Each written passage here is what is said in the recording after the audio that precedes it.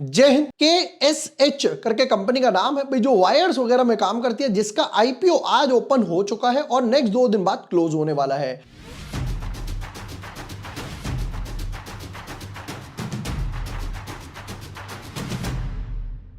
Hi everyone, my name is bore Washne, I am a SEBI registered research analyst. आज की video में करने वाले हैं KSH आईपीओ के डिटेल्ड एनालिसिस। शुरू करेंगे बिजनेस मॉडल से, किन वैल्यूएशंस पे लेकर आ रहे हो, कितना फ्रेश इशू है, ओएफएस है, पीयर कंपैरिजन के खुद के फाइनेंशियल्स कैसे, क्या प्रॉफिट में हो, कितने मार्जिन है, इंपॉर्टेंट रेशियोज, पैसा किस लिए उठा रहे हो, और तब जाके पता चलेगा अप्लाई करना या फिर नहीं करना। Without wasting time, let's deep dive in our analysis. But yes, before moving ahead, अगर अभी तक आपने चैनल सब्सक्राइब नहीं किया है या न्यू यूजर हो तो यहां पर आपको सारे वीडियोस मिल जाएंगे। आईसीआईसीआई प्रू एएमसी का फाइनल वर्डिक्ट पोस्ट करा था, म्यूचुअल फंड्स ने नवंबर में क्या क्या बाय करा, क्या सेल करा, वरुण बेवरेजेस का एनालिसिस, आईसीआईसीआई प्रूडेंशियल एएमसी का डिटेल्ड एनालिसिस डाला था। मेन बोर्ड की बात कर लेते फटाफट से, तो देखिए यहां पर ये दोनों क्लोज हो गए। यहां पर हमारे एनालिसिस बिल्कुल डॉट टू डॉट बैठे थे। कोरोना में बोला था कि भैया अप्लाई करो 20, भैया ये खुला 38% के आसपास। वेकफिट हम लोगों ने अवॉइड करने के लिए बोला था, फिर ये फ्लैट वगैरह ओपन हुआ, पाक मेडी नेफ्रो हो गया, फिर उसके बाद आईसीआईसीआई जो आज क्लोज हो जाएगा। केएसएच के एनालिसिस करने वाले हैं, फिर उसके बाद बारी है Gujarat kidney and super speciality की। KSH incorporated in 1979, KSH International Limited is the third largest manufacturer and the largest exporter of magnet winding wires in India. कहते हैं KSH International operates under the KSH brand and supply to OEM across sectors like power, renewables हो गया, railways, automotive and industrials वगैरह। मतलब कहते हैं कि भैया ओरिजिनल इक्विपमेंट मैन्युफैक्चरर्स वगैरह जो है, जैसे जो ट्रांसफार्मर वगैरह बना रहा है, बिजली के तार वगैरह बिछा रहा है, रेलवेज हो गए, ऑटोमोटिव्स वगैरह, इन सबको तार वगैरह सप्लाई करते हैं। कंपनीज की products include round enabled wires, magnet, papers, aluminium, paper type वगैरह लिख रखे कि क्या क्या प्रोडक्ट्स वगैरह है। फिर उसके बाद कहते हैं approved supplier to major public and private entities such as PGCL, NTPC, NPCIL, RDSO and exports to 24 countries, USA, Germany, UAE, Japan वगैरह। हर जगह पे इनका सामान वगैरह जाता है। कहते हैं 3 मैन्युफैक्चरिंग फैसिलिटीज है महाराष्ट्र में with a total annual capacity of 29,000 metric ton. 4th plant भी बना रहे हैं अहिल्यानगर यानी कि महाराष्ट्र में ही, expected to begin operation in 2026। तो एक चीज तो क्लियर है, जो चौथा वाला आ रहा है ये सेल्स वगैरह बढ़ाने वाला है। एक्सपेंसेस जो इन्होंने केपेक्स करना था वो मेजर केपेक्स वगैरह कर चुके। In house research and development है, टीम वगैरह इंजीनियरिंग वगैरह की, फिर ये सर्टिफिकेट्स वगैरह के बारे में लिख रखा है और अपने बारे में लिख रखा है। 157 एम्प्लॉइज हैं। नेक्स्ट पॉइंट पर आएंगे, पहले कुछ इंपॉर्टेंट डेट्स देखेंगे। एज ऑफ नाउ देखे तो देखो ठीक ठीक लग रहा है। प्रॉब्लम क्या होती है भाई, जब आप एनटीपीसी को माल सप्लाई कर रहे हो तो एनटीपीसी से आप मार्जिन नहीं ले सकते। भैया एनटीपीसी इतनी बड़ी बहुत बहुत जाइंट हाउस है पावर का, तो एनटीपीसी वाला कहेगा भाई तेरे को देना है तो दे इस रेट में, वरना मैं किसी और से ले लेता हूं। कुछ पहले इंपॉर्टेंट डेट्स पर आएंगे। इंपॉर्टेंट डेट्स ये आ गए। इंपॉर्टेंट डेट्स कहते हैं आईपीओ ओपन होने वाला है 16 तारीख को, जो कि आज हो चुका। देख लेंगे कि अभी तक ओवर सब्सक्रिप्शन भी कितना हुआ। आईपीओ क्लोज होगा 18 तारीख को, अलॉटमेंट आएगी 19 तारीख को, रिफंड आएंगे 22 तारीख को और शेयर्स भी 22 तारीख को। 23 दिसंबर को लिस्ट होने वाला है। देखते हैं भाई किसे किसे सेंटा क्लॉज मिलने वाला है। QIB कैटेगरी 50%, रिटेल कैटेगरी 35 हो गया, तो हमारी कैटेगरी फिक्स है। अगर हम फुल देखो पता, अगर आप कभी भी फुल फोर्स में जा रहे हो ना तो रिटेल कैटेगरी इज बेस्ट। पहली प्रायोरिटी, अगर आपके पास फंड्स है BHNI, फंड्स नहीं है तो मल्टीपल डीमैट से रिटेल कैटेगरी। और मैं बोलता हूं कि अगर थोड़ा बहुत फंड्स है तो retail SHNI, I should say SHNI, small HNI category एकदम बेकार है।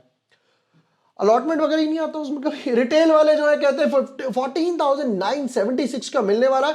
ज्यादा अलॉट चाहिए तो स्मॉल HNI या बिग HNI में। लास्ट वीडियो में भी किसी ने पूछा था क्या इसमें कोई लॉक इन है, again the answer is no, कोई लॉक इन वगैरह नहीं है। जब मन करे आए बेचो, जब मन करे आए खरीदो, कोई टेंशन नहीं है।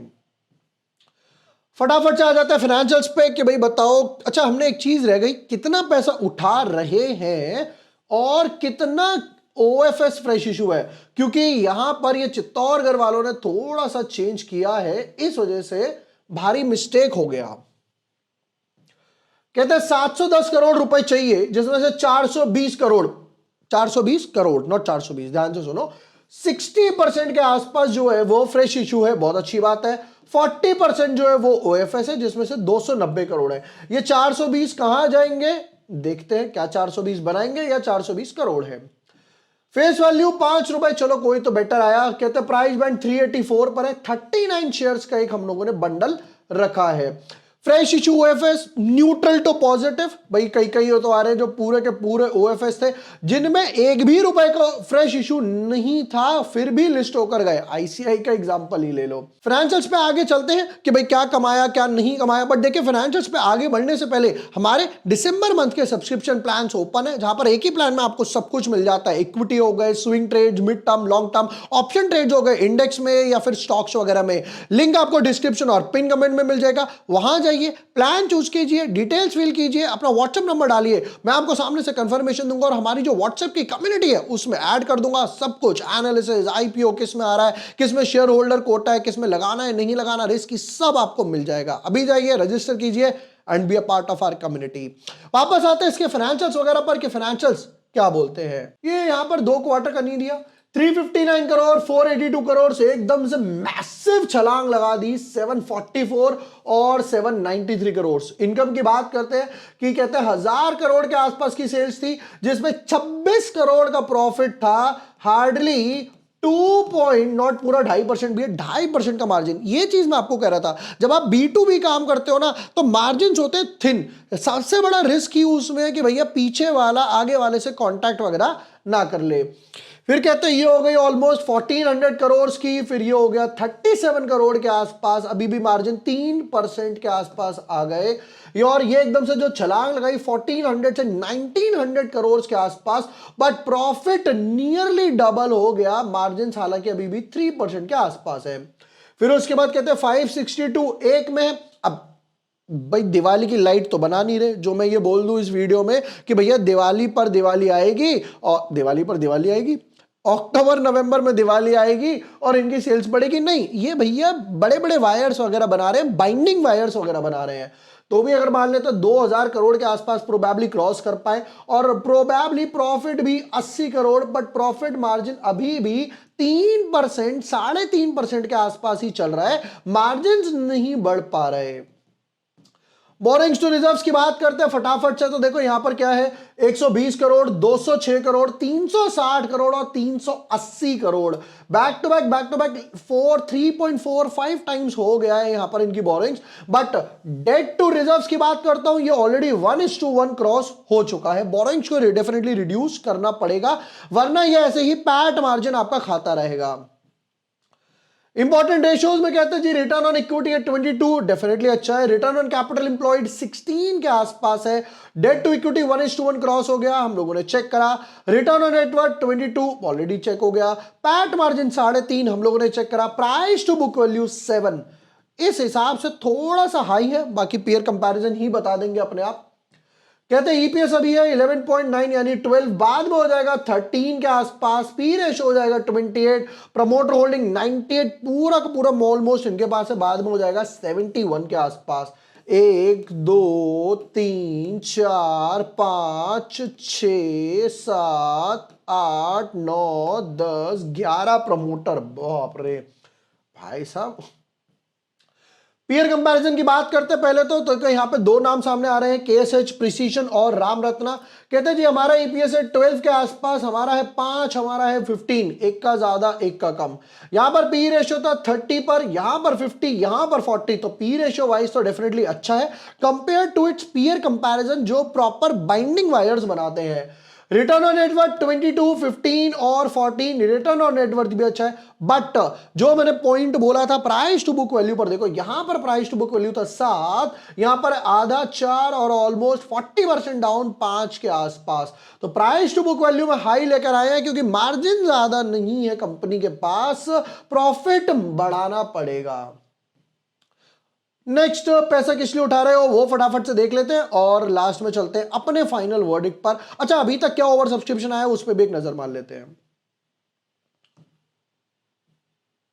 अभी अभी खुला है, 1-1.5 घंटा ही हुआ है। क्यूआई भी ऑलमोस्ट 0, ठीक है। एचएनआई थोड़े थोड़े से आ गए। रिटेल वाले थे 0.9, 0.05 के आसपास अभी तक सब्सक्राइब हुआ है। ऑब्जेक्टिव्स क्या है, ये आ गए ऑब्जेक्टिव्स वगैरह, ये बिल्कुल नीचे की तरफ डाल दिया ऑब्जेक्टिव्स वगैरह। भैया ये आरएचपी का पार्ट है, पहले इसको डालो, फिर सब्सक्रिप्शन वगैरह डालो ना, कंपनी की डिटेल्स ये वो सब आखिरी में डालो।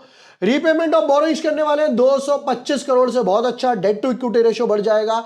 Purchase and setup of new machinery of 2 plants 87 crore और केपेक्स में। Purchase and setup of rooftop solar for power generation जिसमें 8 करोड़ लगाने वाले हैं, ये 400, बाकी जो जनरल कॉर्पोरेट पर्पस ये मोटा मोटा इन्होंने 300 करोड़ का हिसाब दे दिया और 420 करोड़ उठा रहे हैं। फाइनल वर्डिक्ट पर आ जाते हैं। देखो एक अच्छी चीज है कि कॉर्पोरेट क्लाइंट्स है, बट बुरी चीज भी वही है कि मार्जिन वगैरह नहीं है। लॉन्ग टर्म के लिए मैं पर्सनली अप्लाई नहीं करने वाला हूं, क्यों, high price to book value पर लेकर आ रहे हो, प्रॉफिट मार्जिन वगैरह नहीं है। कोई एक आधा कॉन्ट्रैक्टर बैकआउट कर गया, एनटीपीसी हो गया, कोई भी बड़ा कॉन्ट्रैक्टर, तो सेल्स में प्रॉब्लम आने वाली है। लॉन्ग टर्म के लिए अप्लाई नहीं करने वाला हूं। ओवर सब्सक्रिप्शन की बात करते हो तो देखो मार्केट थोड़ा सा सबड्यू है, हाईली बुलिश वगैरह नहीं है, बाय ऑन डिप्स वगैरह नहीं है, तो यहां पर ओवर सब्सक्रिप्शन जो मैं देखूंगा वो 10-15x के हिसाब से देखूंगा। ये भी बहुत ज्यादा मैं बता रहा हूं, 10-15x 5-7 टाइम्स के हिसाब से होना चाहिए। लिस्टिंग गेन की बात करते हैं तो यहां पर 2 से 5% के लिस्टिंग गेन बनने वाले हैं। कोई मेजर लिस्टिंग गेन मैं नहीं देख रहा हूं बिकॉज ऑफ प्रॉफिट मार्जिन बोला जाए। नेक्स्ट 1-2 क्वार्टर जो होंगे वो डेफिनेटली अच्छे होंगे जब इनकी जो 4th मैन्युफैक्चरिंग फैसिलिटी है वो काम करना शुरू करने वाली है। पर्सनली मैं केएसएच आईपीओ में अप्लाई नहीं करने वाला हूं। मैं इस टाइप के सेक्टर्स वगैरह में अप्लाई नहीं करता हूं जहां पे प्रॉफिट मार्जिन काफी श्रिंक रहते हैं, 2-2.5-3%। एक आधा ही कोई प्रॉब्लम हो गई, कंटिजेंट लायबिलिटी कोर्ट वगैरह हो गया, प्रॉफिट मार्जिन और 1.5-2% के आसपास आ जाएंगे। इस वजह से मैं ये आईपीओ स्किप करने वाला हूं। दोस्तों ये थे केएसएच आईपीओ की डिटेल्ड एनालिसिस। एंड यस, जैसे मैंने हमारे दिसंबर मंथ के सब्सक्रिप्शन प्लान्स के बारे में बताया, एक ही प्लान है सारे सेगमेंट्स के लिए, जहां पर इक्विटी हो गया, इंट्राडे हो गया, स्विंग ट्रेड्स हो गए, कौन कौन से आईपीओ में लगाना है, किस में नहीं लगाना, स्मॉल एसएमई मेन बोर्ड हो गए, किस किस में शेयर होल्डर कोटा होने वाला है, ऑप्शंस वगैरह सब आपको एक ही प्लान में मिल जाता है। लिंक डिस्क्रिप्शन पिन कमेंट में, वहां जाइए, प्लान चूज कीजिए, व्हाट्सएप नंबर डालिए, मैं आपको सामने से कंफर्मेशन दूंगा और हमारी जो व्हाट्सएप की कम्युनिटी है उसमें ऐड करने वाला हूं। वीडियो पसंद आया हो, share with your friends, like and subscribe. Thank you for watching the video. Lots of love.